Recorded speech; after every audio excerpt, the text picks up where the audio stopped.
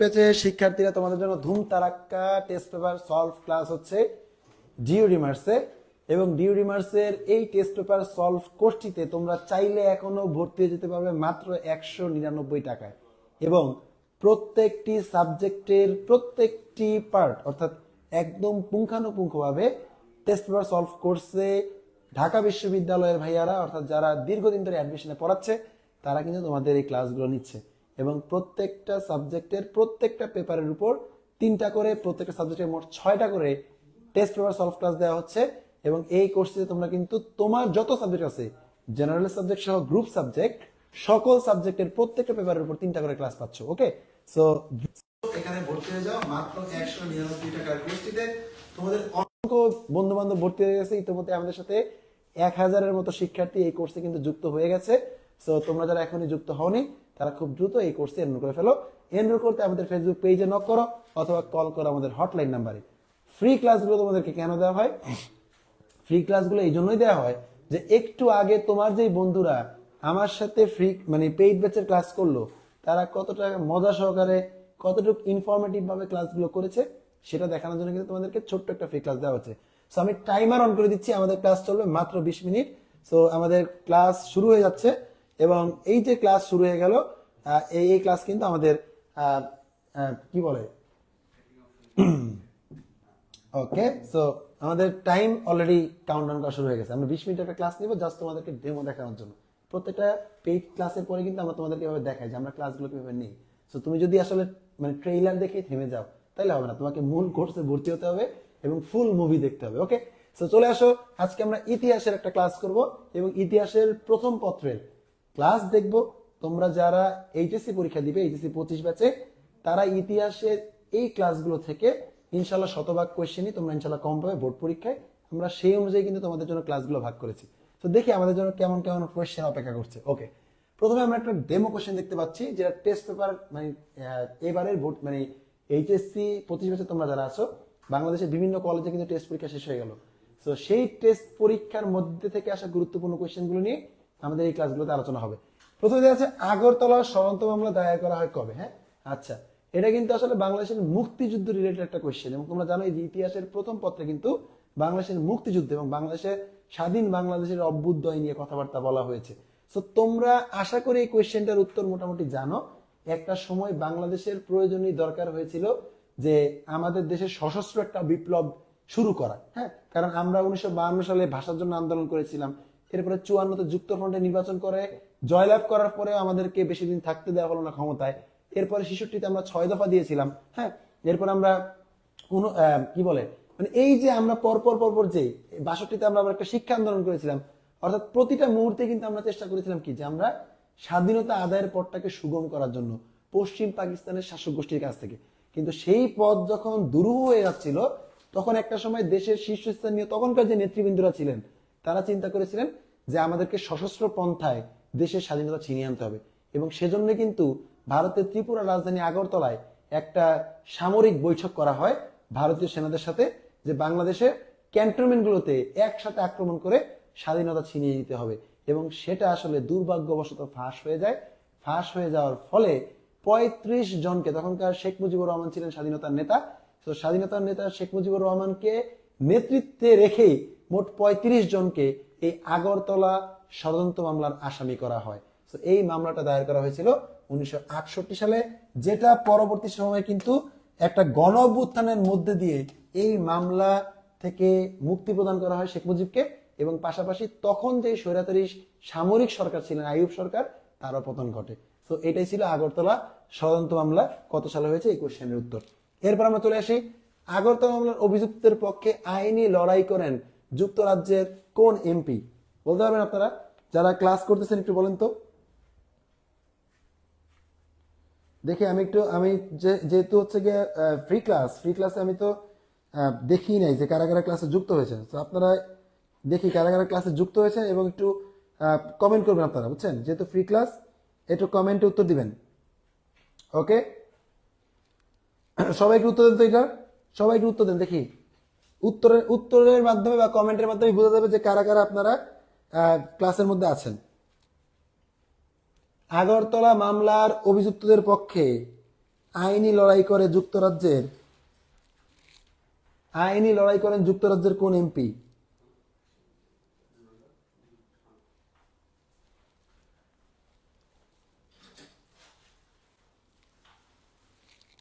সবাই একটু কমেন্ট উত্তর দেন।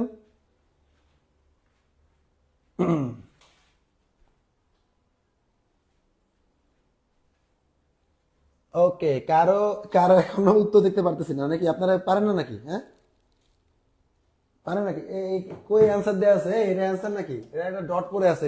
এটা অ্যান্সার কেমনে হয়? মানে 2 নম্বরে পাশে পড়ছে তো এই জন্য এটা অ্যান্সার দেয়া আছে। স্যার টমাস উইলিয়াম, না এটা অ্যান্সার ছিল না।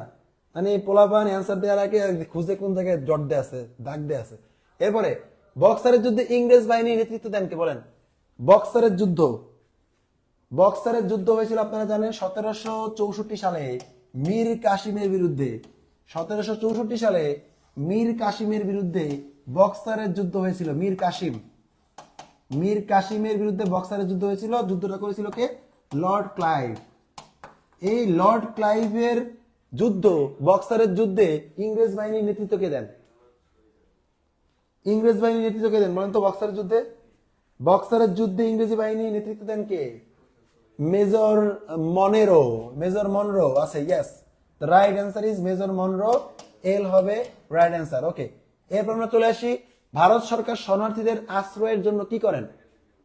বলেন। ভারত সরকার শরণার্থীদের জন্য কি করেন? বাংলাদেশের 1 কোটি শরণার্থী ভারতে আশ্রয় নেয় মুক্তিযুদ্ধের সময়, এবং তখন ভারত সরকার কি করছিল? বলেন। ভারত সরকার শরণার্থীদের জন্য কি করছেন?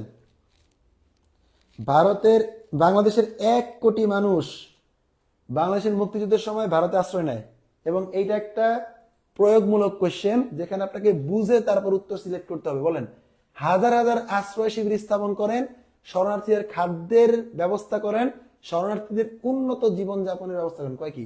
শরণার্থী হয়ে এক দেশে গেছে, আবার উন্নত জীবনযাপন নিবে, এটা কি সম্ভব নাকি? এখন যদি আমরা বলি যে বাংলাদেশ সরকার রোহিঙ্গাদের জন্য উন্নত জীবনযাপনের ব্যবস্থা করবেন, এটা কি আপনারা কেউ মানবেন? তার মানে শরণার্থীদের কোনোদিনও উন্নত জীবনযাপন হয় না, বাদ।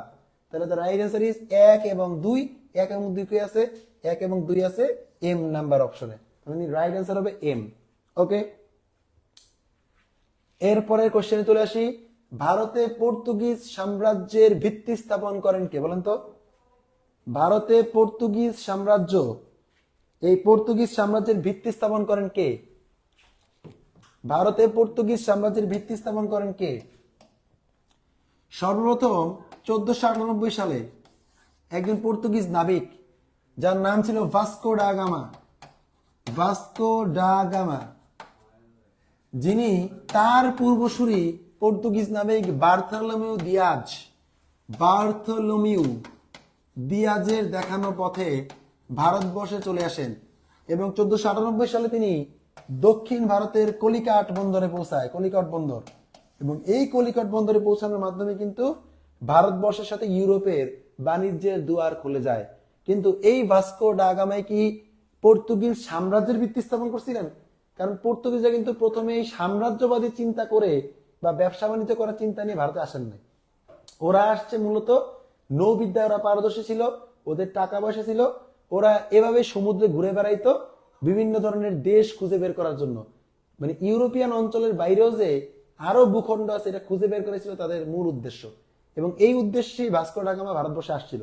কিন্তু এই ভারতবর্ষ আবিষ্কারের পরে এখানে যে তাদের সাম্রাজ্য হবে, এখানে তারা ব্যবসা বাণিজ্য করবে, এইটা তুলে ধরছিল পর্তুগিজ আরেকজন নাবিক, যার নাম ছিল ডি আলবুকার্ক। কি ছিল ভাই? D Albuquerque. The right answer is M. Okay, D Albuquerque. এরপরে চলে আসেন, ভারতবর্ষের ফোর্ট উইলিয়াম দুর্গ কোথায় অবস্থিত হলো? ফোর্ট উইলিয়াম দুর্গ। হ্যাঁ, ঠিক আছে, যারা উত্তর দিচ্ছেন সবাই উত্তর আপনারা দিয়ে যান, কোনো সমস্যা নাই। পাশাপাশি আরেকটা কথা বলে রাখি, আমাদের কিন্তু টেস্ট পেপার সলভ কোর্স চলছে, এবং দেখতে পাচ্ছেন মাত্র 199 টাকা এই কোর্সটাতে আপনিও চাইলে ভর্তি হতে পারেন। আপনারা অনেকেই জানেন না যে আপনাদের অনেক বন্ধু বান্ধব, ঠিক আছে, আপনাদেরকে না বলে এই কোর্সে ভর্তি হয়ে গেছে।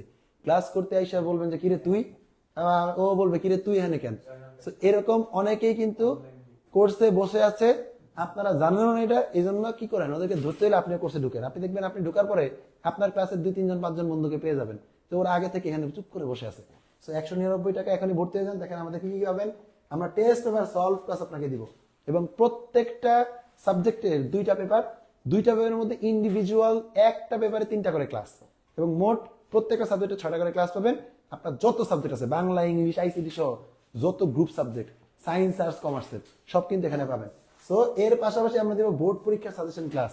বোর্ড পরীক্ষার আগে আপনারা একটা ফাইনাল সাজেশন ক্লাস পাবেন, যেটা অন্যান্য বিভিন্ন জায়গায় আপনারা দেখবেন FRB নামে আছে, ফাইনাল রিভিশন কোর্স নামে থাকে, ঠিক আছে। আপনার কি ফাইনাল রিভিশন কোর্সের মধ্যে টাকা দিয়ে, বিশাল টাকা পয়সা দিয়ে ভর্তি হবেন, কিন্তু ওইটা কিন্তু আমরা এখানে একেবারে ফ্রিতে আপনাদেরকে দিয়ে দিচ্ছি। আমরা এই ফাইনাল রিভিশনটাই করাবো আপনাকে এই কোর্সেই।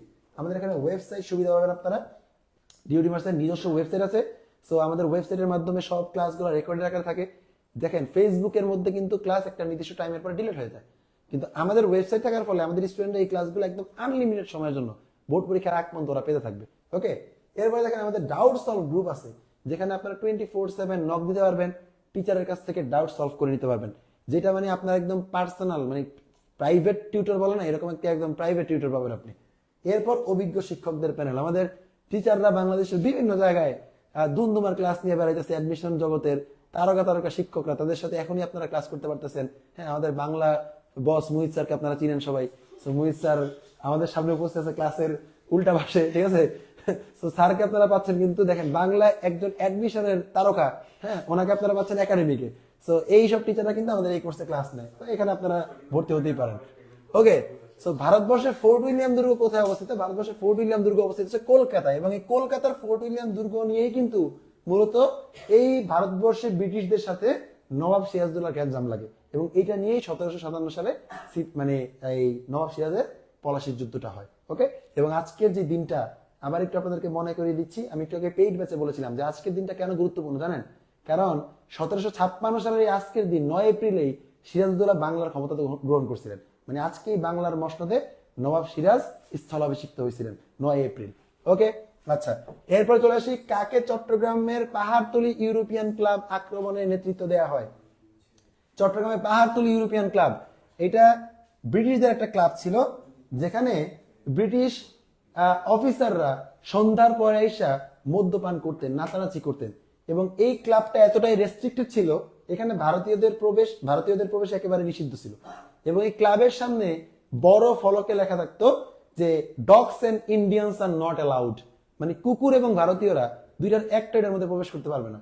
এইরকম ঘৃণা করতে হচ্ছে ব্রিটিশরা ভারতীয়দেরকে। সো এই ক্লাবে হামলা করার মানে একটা কি বলে একটা উদ্যোগ গ্রহণ করেন বাংলাদেশি একজন বা বাঙালি একজন বিপ্লবী, যার নাম ছিল মাস্টার দা সূর্য সেন। এই মাস্টার দা সূর্য সেন মানে এই উদ্যোগটাতে গ্রহণ করছে আক্রমণ করার, উনি তো চাইলে ঢুকতে পারবে না, কারণ এখানে তো ভারতীয়দের ঢুকা নিষেধ, কিন্তু উনি চিন্তা করলো যে মহিলাদের আবার ঢুকার অনুমতি আছে। কেন? কারণ ওরা যে মদ্যপান করতো, তখন ওরা বিভিন্ন বাঙালি নর্তকীদের নাচ গান দেখতো আর কি। তো উনি কি করছে, উনি চট্টগ্রামে একজন স্কুল শিক্ষিকা যিনি ইংরেজি পড়াইতো, চট্টগ্রামের পটিয়ার মেয়ে প্রীতিলতা ওয়াদ্দেদার, এই প্রীতিলতা ওয়াদ্দেদারকে কি করলো, আনলেন এবং আইনা ওরে বুঝাইলো যে এখানে তোমার হামলা করতে হবে। তো প্রীতিলতা ওয়াদ্দেদার একজন বিহারি নর্তকীর ছদ্মবেশে বোমা নিয়ে প্রবেশ করছিল কিসের মধ্যে? এই পাহাড়তলী ইউরোপিয়ান ক্লাবে।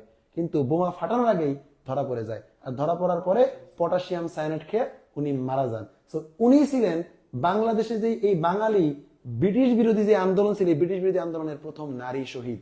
তাহলে ব্রিটিশ বিরোধী আন্দোলনের প্রথম নারী শহীদকে? প্রীতিলতা ওয়াদ্দেদার। আর একটা কথা মনে রাখবেন, যদি বলা হয় ব্রিটিশ বিরোধী আন্দোলনের প্রথম শহীদ, তাহলে কিন্তু হবে তিতুমির, তিতুমির বানান ভুল লিখছি না? ব্রিটিশ বিরোধী আন্দোলনের প্রথম শহীদ যদি বলা হয় তাইলে বলবেন তিতুমির। ব্রিটিশ বিরোধী আন্দোলনের প্রথম শহীদ হচ্ছে তিতুমির, আর ব্রিটিশ বিরোধী আন্দোলনের প্রথম নারী শহীদ হচ্ছে প্রীতিলতা ওয়াদ্দেদার। ব্রিটিশ বিরোধী আন্দোলনের প্রথম নারী শহীদ হচ্ছে প্রীতিলতা ওয়াদ্দেদার, আর ব্রিটিশ বিরোধী আন্দোলনের প্রথম শহীদ হচ্ছে তিতুমির। তাহলে কাকে পাহাড়তলী ইউরোপিয়ান ক্লাবে আক্রমণের নেতৃত্ব দেওয়া হয়? প্রীতিলতা ওয়াদ্দেদারকে। এরপরে কোশ্চেন আমরা চলে আসি, 1954 সালের নির্বাচনে যুক্তফ্রন্ট কয়টি আসন জয়লাভ করে?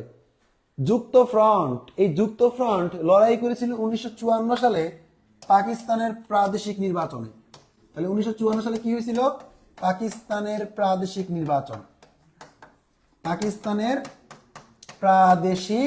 নির্বাচন। এই নির্বাচনে যুক্তফ্রন্ট কিভাবে যুক্ত হইল? মূলত 1952 সালে আপনারা জানেন যে ভাষা আন্দোলন হয়, এবং ভাষা আন্দোলনে ভাষা নিয়ে বেশ বড় একটা চাপের মুখে পড়ে পাকিস্তানি, গভর্নমেন্ট।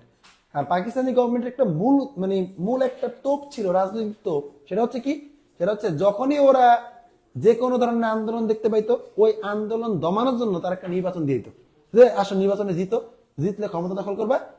তারপর বাঙালিরা জিতে দিত এবং জিতার পরে ওদেরকে ক্ষমতা দেওয়া হইতো না, টাল বাহানা শুরু হইতো। আপনারা দেখছেন যে 1969 সালে গণঅভ্যুত্থানের পরে 1970 নির্বাচন দেওয়া হয়েছে, 52 ভাষা আন্দোলনের পরে 54 নির্বাচন দেওয়া হয়েছে। তারা ওদের একটা রাজনৈতিক টোপ ছিল যে নির্বাচন দিলে আন্দোলন ঠান্ডা হয়ে যাবে। হ্যাঁ, আচ্ছা, তো 52 নির্বাচনের পরে 54তে একটা 52 ভাষা আন্দোলনের পরে একটা 54 নির্বাচন দিয়ে দিল, পাকিস্তানের প্রাদেশিক নির্বাচন। এই নির্বাচনে বাংলার যে দলগুলো ছিল, পূর্ব পাকিস্তানের দলগুলো, এগুলো তখনও ছোট ছোট দল। যেমন 1906 সালে মাত্র প্রতিষ্ঠিত হয়েছে মুসলিম লীগ, সেই 1906 সালের কথা। আর বাংলাদেশের যখন যে দলগুলো ছিল, যে আওয়ামী লীগ কিন্তু তখনকার রাজনৈতিক দল, সেটা গঠিত ছিল 1949 সালে, তো খুব কম সময়ের দল। এখন দেখেন 1906 সালের সাথে 1949 সালে প্রতিষ্ঠিত একটা দল কোনোদিনই কিন্তু লড়তে পারবে না, লড়তে পারবে? কোনোভাবেই লড়া সম্ভব না। তো তখন বাংলার নেতৃত্বস্থানীয় যে লোকজন ছিলেন, রাজনৈতিক নেতারা ছিলেন, তারা চিন্তা করলো যে আমরা একা না লড়ে আমরা একটা ফ্রন্ট গঠন করব। এবং তখন 4টা দল মিলে একটা ফ্রন্ট গঠন করা হয়, যার নাম ছিল যুক্ত ফ্রন্ট। এবং এই যুক্ত ফ্রন্টের মধ্যে বামপন্থী গণতন্ত্রী দল, নেজামি ইসলাম, তারপর হচ্ছে গিয়ে পাকিস্তানি গণতন্ত্রী দল, আওয়ামী লীগ আওয়ামী মুসলিম লীগ, এরা অনেক দল তখন এই নির্বাচনে অংশগ্রহণ করে যুক্ত ফ্রন্টের ব্যানারে। এবং যুক্ত ফ্রন্টের একটা দফা প্রকাশ করা হয়েছিল, নির্বাচনী ইশতেহার প্রকাশ করা হয়েছিল, যার মধ্যে ছিল 21টা দফা। তাহলে যুক্ত ফ্রন্টের কয় দফা ছিল? যুক্ত ফ্রন্ট সরকারের ছিল 21 দফা। আর এই 21 দফার প্রথম দফাই ছিল বাংলাকে পাকিস্তানের অন্যতম রাষ্ট্রভাষা করতে হবে। যখন একটা দল 1952 সালে আন্দোলন হলো যে জিনিসটা নিয়ে, সেই জিনিসটাকে প্রধান এজেন্ডা করে নির্বাচনে দাঁড়ায়, তাদেরকে তো মানুষ ভোট দিবেই। তো তখন যুক্ত ফ্রন্টে কি করলো? মানুষ ভোট দিল, এবং ভোট দিয়ে যুক্ত ফ্রন্ট 223টা আসন জয়লাভ করে। কয়টা দল আসন জয়লাভ করে? 223টা আসন যুক্ত ফ্রন্ট জয়লাভ করে। ওকে, আচ্ছা, এরপর কোশ্চেন আমরা দেখি, পাকিস্তানের প্রথম সাধারণ নির্বাচন কত তারিখে অনুষ্ঠিত হয়? তারিখও দিয়ে দিচ্ছে, দেখেন কত তারিখে অনুষ্ঠিত হয়। আপনারা বলেন একটু কমেন্টে, আমি একটু কমেন্ট চেক করি। পাকিস্তানের প্রথম সাধারণ নির্বাচন কত তারিখে অনুষ্ঠিত হয়? সবাই একটু কমেন্ট করেন দেখি। পাকিস্তানের প্রথম সাধারণ নির্বাচন কত তারিখে অনুষ্ঠিত হয়? এই রাকিবুল হাসানকে আবার একটু অ্যাড করে দিই। রাকিবুল হাসান ভাইয়া একটু শোনো, তুমি যে বললা না যে 5টা দল, আসলে 5টা দল নির্বাচনে ছিল। যদি বলা হয় যুক্ত ফ্রন্টের কয়টি দল নিয়ে নির্বাচন অংশগ্রহণ করে, তাহলে 5টা। আর যুক্ত ফ্রন্ট প্রতিষ্ঠা হয়েছিল কয়টা দল নিয়ে? 4টা। মাথা থাকবে সবার, যুক্ত ফ্রন্ট নির্বাচনে অংশগ্রহণ করেছিল 5টা দল নিয়ে, আর যুক্ত ফ্রন্ট প্রতিষ্ঠিত হয়েছিল 4টা দল নিয়ে। সবার মাথায় থাকবে, সবার মাথায় থাকবে, আশা করি সবাই বুঝতে পারছেন। সো 4টার 5টা নিয়ে কেউ ঝামেলা করবেন না। যুক্ত ফ্রন্ট নির্বাচনে অংশগ্রহণ করছিল 5টা দল নিয়ে, আর যুক্ত ফ্রন্ট প্রতিষ্ঠিত ছিল 4টা দল নিয়ে। ওকে, আচ্ছা, ওকে, আশা করি ক্লিয়ার হয়ে গেছে। এখন বলতেছি পাকিস্তানের প্রথম সাধারণ নির্বাচন কত তারিখ অনুষ্ঠিত হয়? পাকিস্তানের প্রথম সাধারণ নির্বাচন অনুষ্ঠিত হয় 1970 সালের 7 ডিসেম্বর। 7 ডিসেম্বর 1970 পাকিস্তানের প্রথম সাধারণ নির্বাচন অনুষ্ঠিত হয় 7 ডিসেম্বর 1970। ওকে, আমরা এরপরে কোশ্চেনে চলে আসি। মুক্তিযুদ্ধে ভারতের ভূমিকা কি ছিল বলেন তো? বাংলাদেশের মুক্তিযুদ্ধে বাংলাদেশের মুক্তিযুদ্ধকালীন সময় ভারত কিন্তু বাংলাদেশের বন্ধু ছিল। এখন যাই হোক না কেন, এখন তাদের অনেক স্বার্থ থাকতেই পারে, হ্যাঁ, কিন্তু তখন কিন্তু তারা বাংলাদেশের বন্ধু ছিল। ওকে, তো তারা বাংলাদেশকে কি কি সহায়তা করছিল আপনারা একটু বলেন তো? একটা প্রয়োগমূলক কোশ্চেন। মুক্তিযুদ্ধে ভারত বাংলাদেশকে কি কি সহায়তা করছিল? আমি আবার বলতেছি, এখন কিন্তু ভারতের কনটেক্সট আইনেন না কেউ। ভারত তখন বাংলাদেশের পাশে ছিল, বাংলাদেশের বন্ধু ছিল। এখন ভারতের স্বার্থ অন্যটা হইতে পারে, ভিন্ন হইতে পারে, তো এটা নিয়ে আমরা এখন কথা বলবো না। কিন্তু মুক্তিযুদ্ধের সময় বাংলাদেশকে ভারতকে কি সহায়তা করছিল বলেন? এইটু কমেন্টে দেখি। 10 নম্বরের উত্তর সময় দেওয়া শুরু করছেন। ওকে, যৌথ বাহিনী গঠন করছিল ভারত, না? হ্যাঁ, যৌথ বাহিনী ভারত গঠন করছিল। আচ্ছা, এরপর কি করছিল? বাঙালিদের প্রশিক্ষণ দিছিল আর বাঙালি জনগণের আশ্রয় দিছিল। প্রায় 1 কোটি শরণার্থীকে ভারত তখন আশ্রয় দিছিল। আসলে তখন তারা আশ্রয় না দিলে আমাদের আসলে যাওয়ার কোনো জায়গা ছিল না, ঠিক আছে? সো ভারত এটার জন্য ভারতের কাছে আমরা কৃতজ্ঞ যে 1 কোটি শরণার্থীকে তখন আশ্রয় দিয়েছিল তারা, নাহলে এই মানুষগুলো মারা পড়তে পারতো বাংলাদেশের মধ্যে। তো এটা হবে এর নাম্বার উত্তর 1 2 3। ওকে, সো এই হচ্ছে মোটামুটি আপনাদের কিছু গুরুত্বপূর্ণ কোয়েশ্চেন নিয়ে আমরা আলোচনা করলাম। এর মধ্যে মুক্তিযুদ্ধ বেশি ছিল, যেহেতু আপনারা জানেন যে স্বাধীন বাংলাদেশের যে অভ্যুদয়ের ইতিহাস, এটা হচ্ছে ইতিহাস প্রথম পত্রের বিষয়। আর আরেকটা কথা বলবো যে এই ক্লাসটা যারা করলেন তাদের মধ্যে অনেকে সায়েন্স হিস্ট্রি থাকতে পারেন, অনেকে কমার্সে থাকতে পারেন।